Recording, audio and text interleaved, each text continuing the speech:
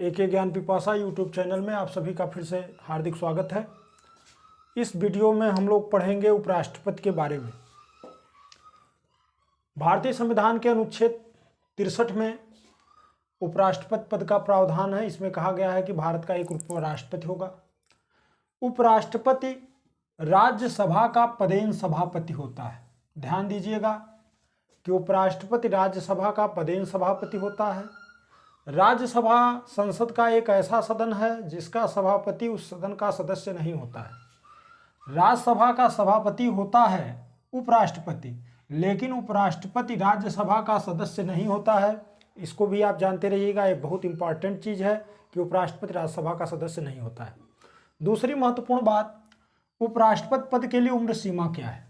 जैसे राष्ट्रपति पद के लिए है कि वह 35 वर्ष की उम्र पूरी कर चुका हो, ऐसे ही उपराष्ट्रपति के लिए भी आवश्यक है कि वह 35 वर्ष की उम्र पूरी कर चुका हो, वह भारत का नागरिक हो, वह किसी लाभ के पद पर न हो। लेकिन यहाँ एक महत्वपूर्ण बात बता दें कि राष्ट्रपति के लिए यह जरूरी होता है कि वह लोकसभा का सदस्य चुने जाने की योग्यता रखता हो, लेकिन उपराष्ट्रपति के लिए जरूरी है कि वह राज्यसभा का सदस्य चुने जाने की योग्यता रखता हो। वह राज्यसभा का सदस्य चुने जाने की योग्यता रखता हो। इसको ध्यान दीजिएगा। राष्ट्रपति के लिए लोकसभा का सदस्य चुने जाने की योग्यता रखता हो, उपराष्ट्रपति के लिए राज्यसभा का सदस्य चुने जाने की योग्यता रखता हो। अब हम बात करेंगे कि उपराष्ट्रपति चुना कैसे जाता है। जैसे हमने बताया पिछली वीडियो में राष्ट्रपति के बारे में, उपराष्ट्रपति के बारे में हम इस वीडियो में चर्चा कर रहे हैं। उपराष्ट्रपति का चुनाव संसद के दोनों सदनों के, यानी लोकसभा राज्यसभा दोनों सदनों के समस्त सदस्यों द्वारा किया जाता है। ध्यान दीजिएगा, राष्ट्रपति के चुनाव में कोई मनोनीत सदस्य भाग नहीं लेता है, लेकिन उपराष्ट्रपति के चुनाव में मनोनीत सदस्य भी भाग लेते हैं।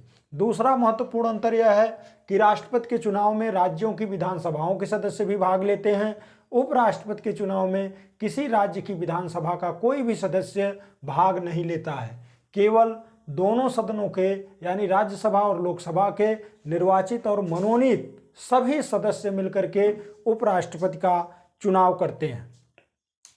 हालांकि मूल संविधान में यह व्यवस्था थी कि इसके लिए एक संयुक्त बैठक का आयोजन किया जाएगा, लेकिन बाद में संविधान संशोधन द्वारा इस व्यवस्था को बदल दिया गया। उपराष्ट्रपति पद का चुनाव लड़ने के लिए 20 प्रस्तावक और 20 अनुमोदक चाहिए। ध्यान दीजिएगा, राष्ट्रपति के लिए हमने बताया 50 प्रस्तावक 50 अनुमोदक, उपराष्ट्रपति के लिए 20 प्रस्तावक 20 अनुमोदक। जमानत राशि यहां भी 15,000 रुपये ही है। राष्ट्रपति के लिए 15,000 रुपये, उपराष्ट्रपति के लिए भी जमानत राशि 15,000 रुपये ही है।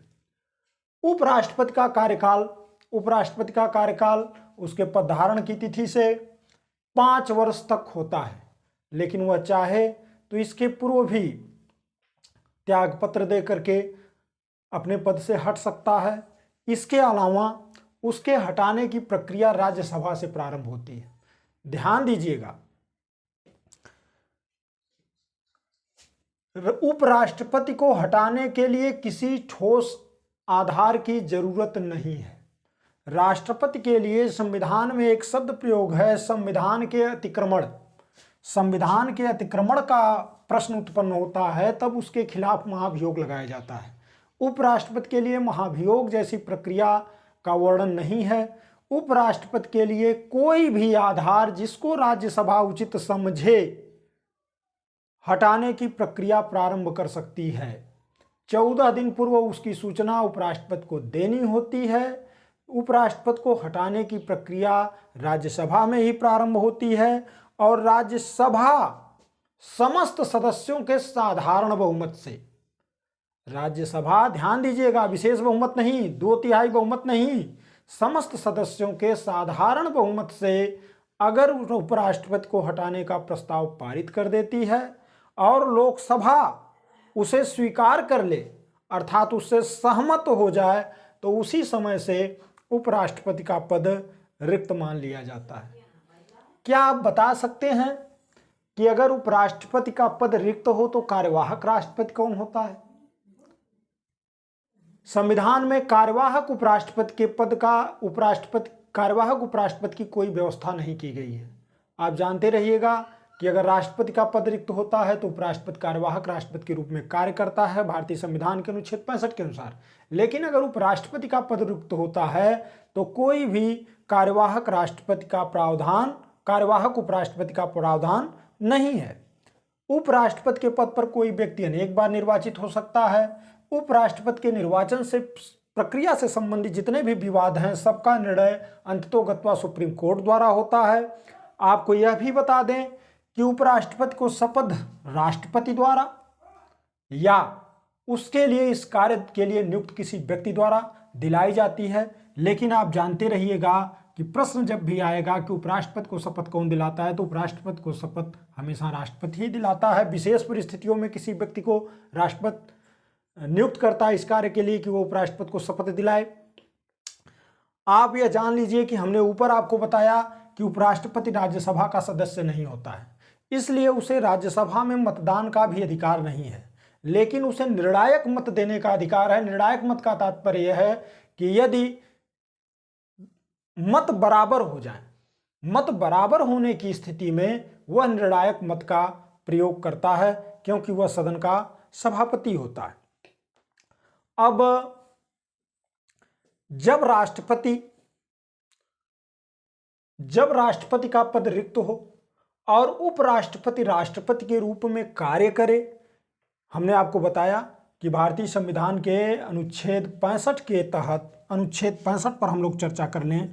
अनुच्छेद 65 के तहत उपराष्ट्रपति कार्यवाहक राष्ट्रपति के रूप में कार्य करता है। जब वह कार्यवाहक राष्ट्रपति के रूप में कार्य करता है तो उस समय वह राज्यसभा के सभापति के रूप में कार्य नहीं करता। उस समय वह राज्यसभा के सभापति के रूप में कार्य नहीं करता। दूसरी चीज, यहां हम एक चीज और स्पष्ट करते जाएं कि उपराष्ट्रपति वेतन कैसे पाता है। वेतन, उपराष्ट्रपति के रूप में कोई वेतन उसको नहीं मिलता, कोई वेतन नहीं मिलता। उसको जो वेतन मिलता है वह वेतन सभापति के रूप में ही मिलता है और वर्तमान में यह 4 लाख रुपए है। राष्ट्रपति का वेतन 5 लाख रुपए और उपराष्ट्रपति का राज्यसभा के सभापति के रूप में वेतन 4 लाख रुपए। उपराष्ट्रपति के लिए, उपराष्ट्रपति पद के लिए उसको कोई वेतन नहीं मिलता, उसको वेतन मिलता है राज्यसभा के सभापति पद के लिए। लेकिन अनुच्छेद 65 के तहत जब वह कार्यवाहक राष्ट्रपति के रूप में कार्य करता है तो उसे सारी परिलब्धियां, वेतन आदि राष्ट्रपति के मिलते हैं, न कि राज्यसभा के सभापति के। यानी जब तक वह कार्यकारी राष्ट्रपति रहेगा तब तक उसको राष्ट्रपति के वेतन और भत्ते मिलते हैं। एक चीज और जान लीजिए, यहां बहुत महत्वपूर्ण है कि अगर उपराष्ट्रपति का पद रिक्त है तभी सुप्रीम कोर्ट का चीफ जस्टिस बनाया जाता है कार्यकारी राष्ट्रपति। अगर उपराष्ट्रपति का पद रिक्त हो तभी सुप्रीम कोर्ट का चीफ जस्टिस कार्यकारी राष्ट्रपति बनाया जाता है। एक और यहां हम महत्वपूर्ण बात बता दें कि अगर राष्ट्रपति का पद मृत्यु, त्यागपत्र आदि स्थितियों में रिक्त हो जाए तो वहां हमने आपको बताया था कि 6 माह के अंदर चुनाव करा लिए जाने चाहिए। लेकिन अगर उपराष्ट्रपति का पद रिक्त हो तो वहां 6 माह जैसे शब्द का प्रयोग नहीं किया गया है, बल्कि वहां यह निर्देश दिया गया है कि यथाशीघ्र चुनाव करा लिया जाए, यह चुनाव यथाशीघ्र करा लिया जाए। एक चीज और आपको यहां बताएं कि 1997 से उपराष्ट्रपति के लिए पेंशन का भी प्रावधान कर दिया गया है। 14वें उपराष्ट्रपति चुनाव में 14वें उपराष्ट्रपति चुनाव में एम वेंकैया नायडू उपराष्ट्रपति चुने गए, जिनका पूरा नाम है मुप्पा वारलू वेंकैया नायडू। मुप्पा वारलू वेंकैया नायडू 14वें उपराष्ट्रपति चुनाव में उपराष्ट्रपति चुने गए। वह व्यक्ति के अनुसार 13वें उपराष्ट्रपति हैं, व्यक्ति क्रम के अनुसार 13वें उपराष्ट्रपति हैं एम वेंकैया नायडू। कृष्णकांत एक ऐसे उपराष्ट्रपति हुए जिनकी पद पर रहते हुए मृत्यु हो गई। कृष्णकांत एक ऐसे उपराष्ट्रपति थे जिनकी पद पर रहते हुए मृत्यु हो गई। अब यहाँ हमको यह भी जान लेना जरूरी है कि कौन कौन ऐसे लोग हुए जो उपराष्ट्रपति भी रहे और राष्ट्रपति भी देश के हुए। तो ऐसे थे हमारे देश के प्रथम उपराष्ट्रपति राधाकृष्णन जी, जो उपराष्ट्रपति रहे बाद में राष्ट्रपति हुए। जाकिर हुसैन जी, यह बहुत इंपॉर्टेंट है, आपसे पूछा जा सकता है कि कौन ऐसा उपराष्ट्रपति था जो बाद में राष्ट्रपति हुआ। जाकिर हुसैन जी। बीबी गिरी, यह नाम सब आप जानते रहिएगा। इसके अतिरिक्त आप अपनी पुस्तक से देख लीजिएगा उपराष्ट्रपति के बारे में कि कौन कौन कब कब उपराष्ट्रपति चुना गया। आर वेंकटरमन जी, यह भी बाद में भारत के राष्ट्रपति हुए। आर वेंकटरमन के अलावा शंकर दयाल शर्मा और के आर नारायणन। शंकर दयाल शर्मा और के आर नारायणन, यह लोग ऐसे उपराष्ट्रपति रहे। राधाकृष्णन, जाकिर हुसैन, बीबी गिरी, आर वेंकटरमन, शंकर दयाल शर्मा और के आर नारायणन ऐसे उपराष्ट्रपति रहे जो बाद में देश के राष्ट्रपति चुने गए। यह आप याद रखिएगा, यह आपके लिए बहुत ही महत्वपूर्ण है। इस वीडियो में बस इतना ही, मिलते हैं अगली वीडियो में। धन्यवाद।